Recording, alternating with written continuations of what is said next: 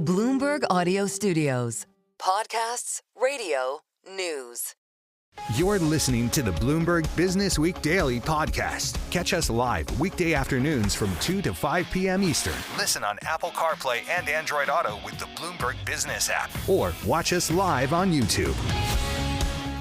We're going to continue our coverage of President Trump's second term so far. One notable impact is on energy policy. His desire to, quote, drill, baby, drill and amp up fossil fuel exploration in the United States. That we've certainly seen, along with rolling back support for clean energy initiatives and programs and climate change. And our next guest is a former administrator of the EPA, the Environmental Protection Agency. She was quoted in the New York Times saying, quote, this is worse than any previous administration, and that President Trump, quote, can do a lot of damage to the agency. When he leaves, he will have left devastation in his wake. We've got back with us Gina McCarthy. She's a former EPA administrator in the U.S. and the first White House National Climate Advisor. She's also managing co-chair of America is All In Coalition. This is a group of leaders from all over the U.S. that supports climate action. It is supported by Michael R. Bloomberg and Bloomberg Philanthropies. Gina, also senior advisor at Bloomberg Philanthropies, the philanthropic arm of Bloomberg LP, the parent company of Bloomberg TV and Bloomberg Radio. She joins us from Boston. Gina, good to have you back with us. What specific presidential actions, in your view, would or have already had the biggest impact on our environment? Well, I think that on the whole, we see this entire administration trying to benefit fossil fuels at the expense of low-cost clean energy. And I think that's the big takeaway.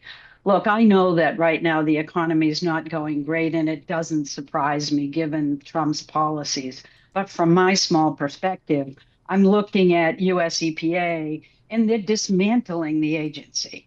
They're finding a way to get rid of everyone that's ever talked about environmental justice before, the researchers, the scientists.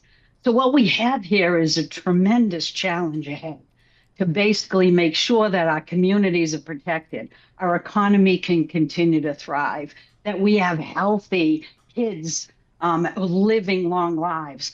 This is definitely, for me, not just a dismantling of EPA, but it is a potential to dismantle the entire federal government.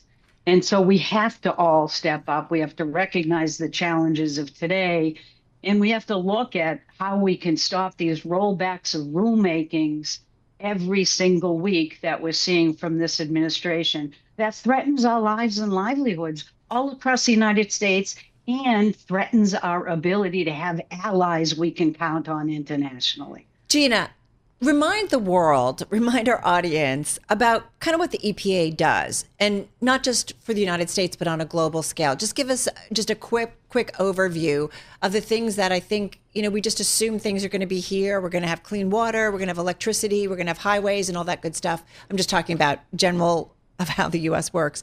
But the EPA specifically, what that does for every American citizen, or hopes to do for every American citizen. Well, EPA does have a very focused mission. It's to protect our health and the environment. That's its mission. Now, I know there are folks like Lee Zeldin, who's running the agency, who wants to shift it to fossil fuels, but that's essentially what it is. And for decades, what it's been focused on is actually looking at how we keep our water clean, how we keep our air clean, how we look internationally at challenges like the ozone layer, at challenges like hydrofluorocarbons, all these challenges, plus climate. These are international efforts that EPA has been participating in for decades. And EPA is really the most well-respected environmental agency. And our sole goal is to protect people, not just in the United States, for sure. That's where our major focus is. But internationally, they understand the global challenges we're facing, and to work hand in hand with communities and countries all across the world so that we can learn how best to keep our mission, which is protecting the health of our communities and restoring and engaging in our environmental efforts so that we have the ability to live long, healthy lives. That's what it does every single day.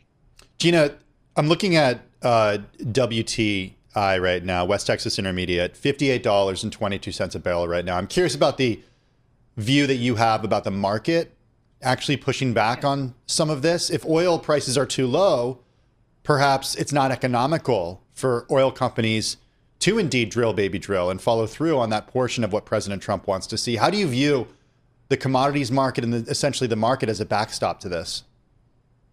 Yeah, I think it's really clear, and it should be clear to everybody who looks at this that clean energy is a decided winner here. And the challenge that we face with this administration is that they are looking to roll back all environmental rules. I mean, there's no question about it. That's what they're doing, and they're looking to do it quickly. And why would they want to do that? They'd want to do that for the benefit of fossil fuels. So we are seeing right now that clean energy is the decided winner in the marketplace. And even though this administration is doing its best to tell businesses not to invest in that, businesses are thriving in their investments. Venture capitalists are standing up because they know there's new technologies. And what this administration is trying to do is revive coal, which is a dying industry, and everybody knows about it.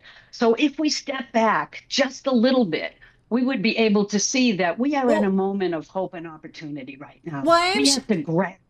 And I'm sure, I'm curious, Gina, from your vantage point, what the president wants to do on coal. What are industry folks saying, and what are companies saying? Are they like, okay, we might not say it publicly, but coal makes no sense? Yeah, I work with businesses a lot. I work with the investment community a lot. It's all about how we move forward with clean energy.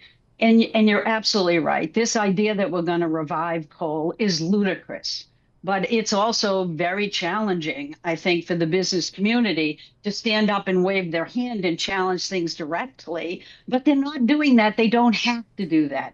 They're going to speak with their investments. They're going to work with local communities and states. And so none of that has slowed? None of that has slowed since President Trump came into the White House?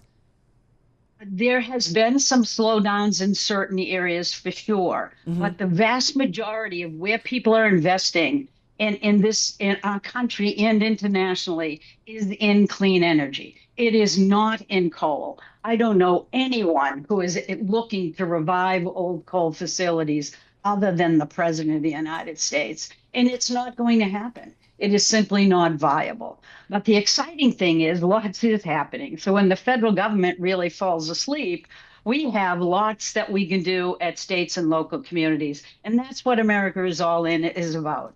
It's about making sure that we can work with businesses and universities and others to really step up big time at a moment when our country needs it most. I think everybody's going to be watching what the states do, certainly going forward. Gina, thank you so much. Great to be talking with you again. Gina McCarthy, former EP administrator in the U.S., the first White House National Climate Advisor. She's also managing co-chair of America is All In Coalition. It's a group of leaders all over the United States that support climate action. It is supported by Michael R. Bloomberg and Bloomberg Philanthropies. She's also a senior advisor at Bloomberg Philanthropies, which is, of course, the philanthropic arm of Bloomberg LP.